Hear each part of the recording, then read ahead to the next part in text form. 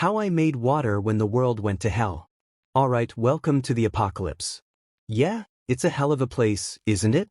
Cities are silent, the world's gone to hell in a handbasket, and you're sitting here parched, staring at an empty tap. You think it's bad now? Wait until the dehydration kicks in. No more clean water. No more bottled drinks. Just you, your grimy clothes, and the crumbling world around you. But don't worry, we're not just rolling over and dying here. You need water. And guess what? You're going to make it. No, I'm not talking about finding a magical spring or having some government surplus supply drop from the sky. This is post-apocalyptic life, buddy. You're going to need to get creative. The stores? Gone. The rivers? Full of toxic sludge. And you've got nothing but your own grit and junk lying around. But we're survivors, right? You're gonna boil that filth into something drinkable and you're going to love it. We're not playing around anymore.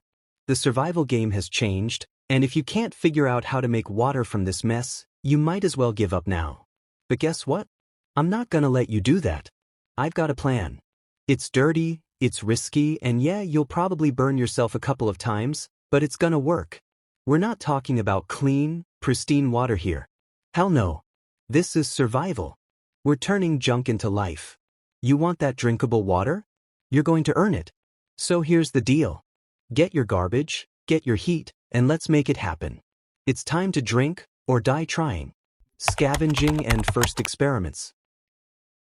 Now that we're on the same page about the water situation, it's time to start scavenging. You're gonna need to look around and find whatever you can. That pile of junk? Yeah, that's your new best friend. Start with something to hold water. If you're lucky, there's a bucket, or maybe an old plastic bottle, somewhere in the rubble. Maybe you can dig up a broken cooler or something that at least holds liquid without leaking. Don't get picky, we're in survival mode here. Next up, filtering. But not the fancy, Instagram-worthy kind. Forget what you know about clean water. We're using whatever we've got. Find old socks, rags, or any scrap of fabric you can get your hands on. You'll want to strain out the big chunks, the sludge, the stuff that'll make you puke if you accidentally drink it. Use a sock. Hell, I've used the lining of a jacket once. If it works, it works. Now, don't expect this water to be magically safe to drink. If it's got bits of debris floating around, that's because it's not safe. You've got to purify it. You're not done yet. All that stuff you just filtered out? Toss it. It's not helping you. What you've got now is a pale shadow of water, but we're getting closer. While you're out here playing MacGyver, you might be thinking, this isn't gonna work, is it? Well, I'm gonna tell you right now, it's gonna work. Maybe not the first try, maybe not the second, but eventually you'll get it. You don't have a choice. And that's the beauty of it, this chaos, this mess. It's the only way forward. Alright, now it's time to boil it. But first, you need heat. And that's where things get fun. The long build. You've got your filtered swamp water, your DIY filtration system, and a prayer that this doesn't end in a hospital bed, because hospitals are as good as a unicorn now. Now comes the fun part. You need heat.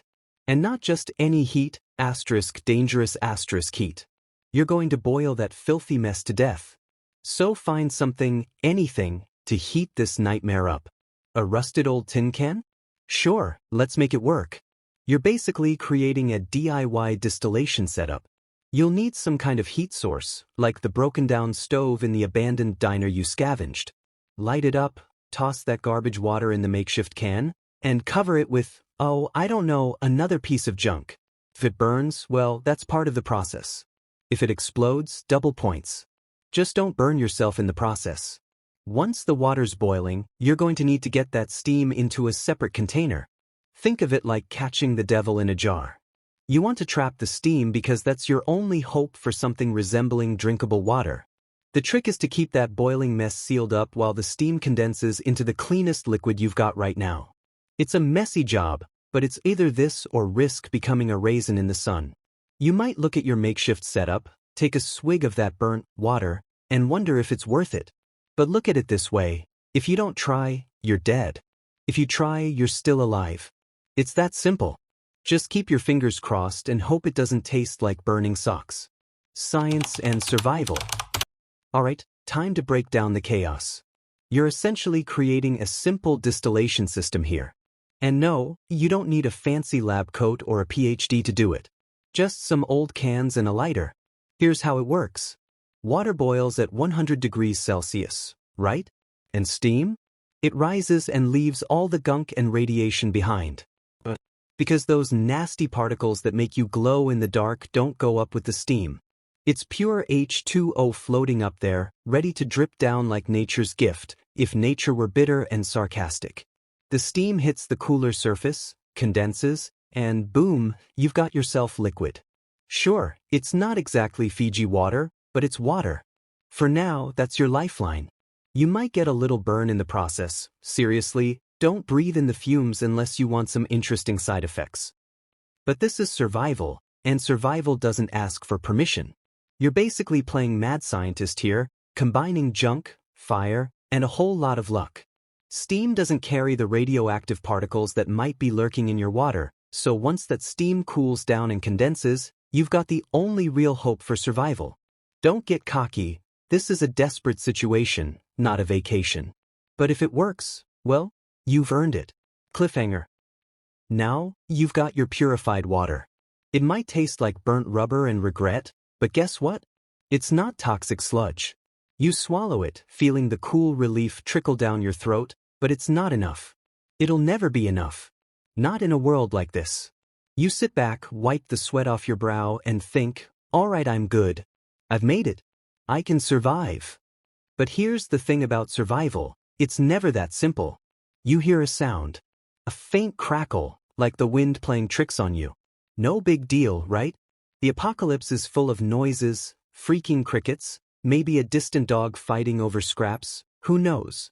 But then it happens again. A rustling sound, not too far off. Your heart skips a beat, and you feel your pulse quicken. It's not the wind. It's something else. Someone else. Or something else. You grab whatever weapon you've got, probably a rusted pipe or a broken brick, and your eyes dart around the barren landscape, trying to make sense of the shadows creeping in. The air's thick with tension. Suddenly, you spot movement in the distance. A figure. No, a silhouette. It's tall, hunched, moving slowly but steadily toward you. You can't make out much. The wind's picking up, making it harder to focus. Is it a scavenger like you? Or something worse? Your gut tightens. You've survived today, but what's lurking in the darkness? And how many more nights like this do you have before your luck runs out? Stay tuned, because you're gonna need more than water to make it through the next chapter.